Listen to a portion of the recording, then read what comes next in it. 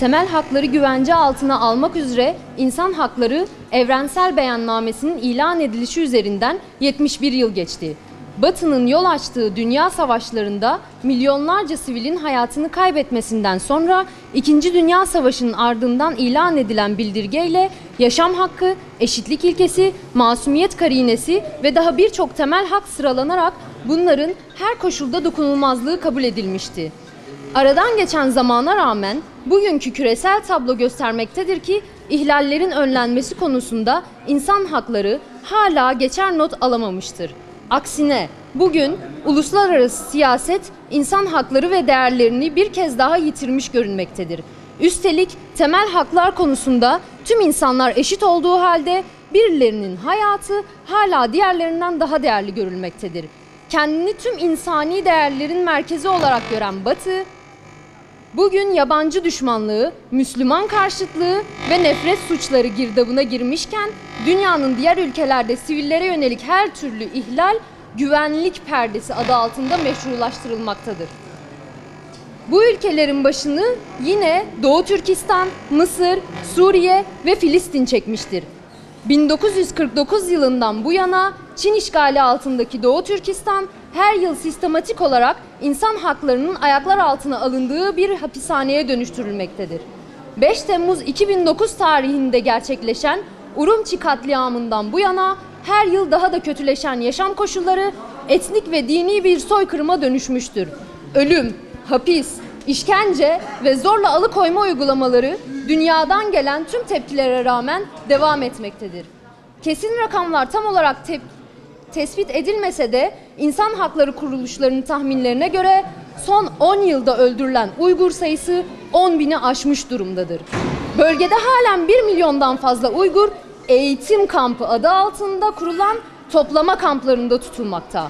Burada insanların inançlarına aykırı dahi olsa zorla ideolojik eğitimler verilmekte ve potansiyel tehdit olarak görülenler cezalandırılmaktadır. Son birkaç yıldır yapılan bir uygulama ile Uygurların evlerine yönelik zorunlu ziyaretler, gerekçesiz baskınlar ve Uygur-Çinli zorunlu akraba olma uygulamaları insanları ürkütmektedir. Toplama kamplarına alınmış olan aile bireyleri yerine Çinli insanlar yerleştirilmesi Uygur toplumunun değerlerini tehdit eden bir uygulamaya dönüşmüş durumdadır. Çok sayıda Uygur aydını ve kanaat önderi haksız yere tutuklu bulunuyor. Bunların bir bölümü ya hapisteyken ya da bırakıldıktan hemen sonra hayatını kaybetmiştir. Sadece insanların yaşamına değil, kültürlerine yönelik ihlaller de dikkat çekmektedir. Birçoğu Uygur kültürünü ve dini eserlerini ihtiva eden 730 çeşit kitap ya yasaklanmış ya da yok edilmiştir. 100'den fazla web sitesi kapatılmış ve yöneticileri tutuklanmıştır. Çin'deki zulmü aratmayan ihlallerin bir diğer adresi Mısır'da Sisi diktatörlüğüdür. 2013 yılındaki darbenin ilk zamanlardaki katliamlar zamanla azalsa da siyasi muhaliflere yönelik kaçırma, gizli alıkonma, işkence ve infaz gibi en ağır insani hak ihlalleri sistematik olarak devam etmektedir.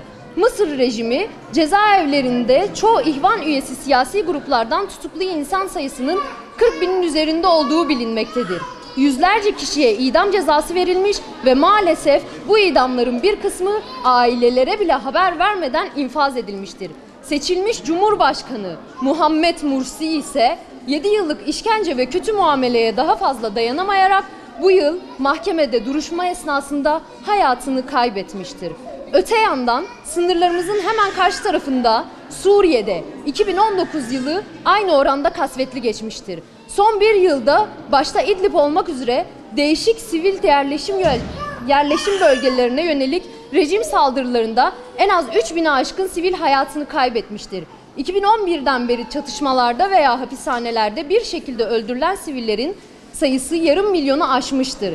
Sivillere yönelik tehditler nedeniyle Suriye içinde 6 milyon sivil yaşadığı yeri terk etmek zorunda kalırken 5 milyona yakın kişi ülke dışında mülteci konumuna düşürülmüştür. Halen 80.000'den fazla insan kayıp olarak kayıtlara geçmiştir. Ülkede gizli ya da resmi onlarca hapishane, kaç kişinin tutulduğu tam olarak bilinmese de tahminler 200.000 yakın olduğunu göstermektedir. Bu tutuklular içinde en az 7-10 bin arasında kadın olduğu tahmin edilmektedir. tutuklu kadınların neredeyse tamamı bir şekilde işkence, kötü muamele veya istismara maruz kalmıştır. Sürekli gözaltı ve salıvermeler nedeniyle sayı verilmese de uluslararası kuruluşlara göre Suriye'de şu ana kadar 10.000'e yakın kadın tecavüze uğramış ve tecavüzler sonucu da sayısı tahmin edilemeyen, istenmeyen gebelik ve doğum vakası meydana gelmiştir. İşgal altındaki Filistin'de 2019 yılı onlarca insanın hayatını kaybettiği Gazze saldırıları ve Kudüs'teki yıkımlarla dikkat çekerken Yemen, Irak ve Suudi Arabistan gibi ülkelerde 2019 yılı insan haklarının neredeyse rafa kaldırıldığı dönem oldu.